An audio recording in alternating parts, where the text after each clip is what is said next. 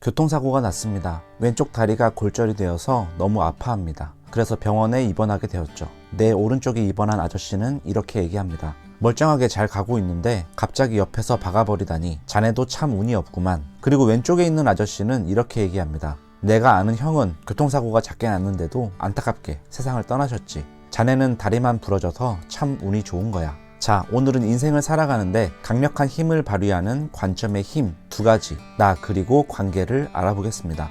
인생을 변화하고 싶다면 구독 부탁드립니다. 그리스 철학자 에픽테토스는 인간은 객관적 사실에 괴로워하기보다 그것을 받아들이는 관점으로 인해 고통받는다 라고 했습니다. 또 심리학자 아들러는 인간은 어떤 상황을 객관적으로 받아들이는 것이 아니라 자신의 경험과 가치관을 통해서 다르게 해석한다 라고 했습니다. 관점에 대한 첫 번째 지혜는 1. 내가 어떻게 바라볼지 선택함에 따라 세상은 천국과 지옥이 될 수 있다 입니다. 아까 병원에 입원한 예시처럼 나는 정말 교통사고를 당해 재수가 없는 걸까요? 아니면 죽지 않아서 정말 운이 좋은 걸까요? 결론은 정답은 없습니다. 내가 어떻게 받아들일지 선택을 하고 받아들인다면 그렇게 나와 경험과의 관계가 결정되는 것입니다. 그러면 우리는 보통 어떤 관점으로 결정을 내릴까요? 정답은 관점을 내가 결정하기까지는 바로 나의 경험과 상황이 영향을 미칩니다. 내가 사업을 하는데 중요한 미팅 때 교통사고로 못 가게 되어서 중요한 계약을 놓쳤다면서 재수없다고 느끼는 것을 선택했다면 그동안 돈에 대한 욕망이 강했던 것입니다. 반면 사고 나는 순간 가족들과 그동안 행복을 누리지 못했던 자신을 다시 되돌아보며 제발 살았으면 좋겠다 라고 생각한 사람은 지금 일이 다행이라고 생각할 것입니다. 우리는 이것에 대해서 뭐가 좋고 나쁨인지 우열을 가릴 수 없습니다. 개인의 경험과 성격, 최근까지의 상황들이 모두 다르기 때문이죠.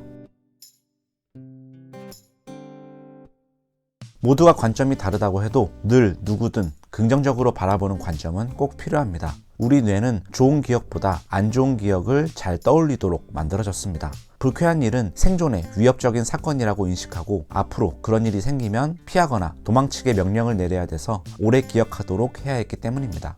그래서 우린 고난이나 실패에 대해서 감정이 폭발하고 지금 당장 나에게만 불행이 있는 것 같은 부정적인 면을 잘 떠올립니다. 하지만 우리가 과거에 안 좋았던 사건들 때문에 오늘날 내가 조심할 수 있게 되어서 약이 되었던 것처럼 미래를 길게 보는 관점을 가지면 지금 좋지 않았던 것도 빨리 긍정적으로 받아들이는 것이 낫다라고 생각할 수 있을 것입니다. 2. 마찬가지로 남의 관점도 나와 100% 다르다. 그래서 오해가 생겨난다. 자신이 혼자 경험을 해석하면서 관점을 선택할 때는 천천히 나를 다독이며 긍정적으로 생각해 볼 수 있습니다. 반면 우리가 인간관계가 어려운 이유는 서로 대화를 할 때 아주 빠른 속도로 진행되기 때문입니다. 관점을 변화시킬 수 있는 시간이 부족하기 때문에 내가 지금 바로 떠올리게 되는 습관적인 관점 가지고만 이야기를 해서 쉽게 부딪힐 수밖에 없습니다. 이렇게 서로의 습관에서 생긴 관점의 차이가 제대로 서로 이해를 못할 때를 우리는 오해라고 합니다. 그러니까 순간적으로 나는 나의 경험과 관점으로는 이게 맞는 거야. 그래서 당신은 틀렸다가 되는 겁니다. 상대방도 똑같이 생각합니다. 그래서 관점이 이렇게 안 맞는 경우가 많기 때문에 우리는 좀 더 천천히 대화를 통해서 서서히 관점을 알아가며 절충안과 협의점을 찾아내는 것이 늘 필요합니다.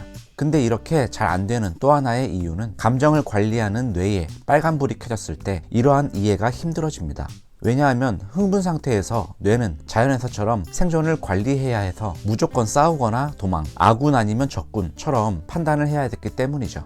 대화할 때 뇌는 그러한 개념을 네 말, 내 말이 맞느냐, 틀리냐로 이처럼 이분법을 하려고 합니다. 그래서 감정이 많이 올라와 있는 경우는 절충안을 잘 내리지 못합니다. 자, 결론적으로 이렇게 관점을 만들어가는 속도 차이 때문에 오해가 생기고 감정뇌가 급할 땐 절충하지 못하고 누가 맞고 틀리고만 생각하게 되는 이분법으로 받아들인다는 사실을 우리가 이해하면 좀 더 대인관계에서 이해의 폭이 넓어지고 오해를 줄일 수 있습니다.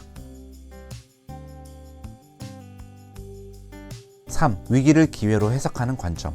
일본 아오모리현에 태풍이 불어서 90%의 사과가 떨어지고 10%의 사과만 남았습니다. 땅에 떨어진 상품 가치가 없는 사과를 보지 않고 아직까지 매달려 있는 태풍에도 살아남은 운이 좋은 10%의 사과로 보려는 관점으로 바꾸면 운이 좋은 사과라고 생각할 수 있습니다. 이것은 곧 시험에 합격할 수 있는 힘을 가진 사과로 마케팅을 해서 성공한 사례처럼 관점으로 위기를 극복한 사례도 있습니다. 관점을 다르게 보면 우리는 위기도 기회로 바꿀 수 있는 능력을 얻을 수 있습니다. 자, 오늘 살아가면서 좀 더 유연하게 세상을 바라볼 수 있는 관점에 대해 나의 관점과 관계의 관점, 그리고 마지막으로 위기를 기회로 바꾸는 관점까지 알아보았습니다. 우리 인류가 문명을 이룩하고 살기 좋은 사회로 발전하게 된 것은 서로의 다른 관점 때문이었습니다. 나 자신의 옳고 그름보다 상대방의 관점도 함께 존중해주는 습관을 가진다면 나도 좋고 상대도 좋은 사회가 될 것 같습니다. 구독과 좋아요를 해주시면 더 좋은 내용으로 준비하겠습니다. 감사합니다.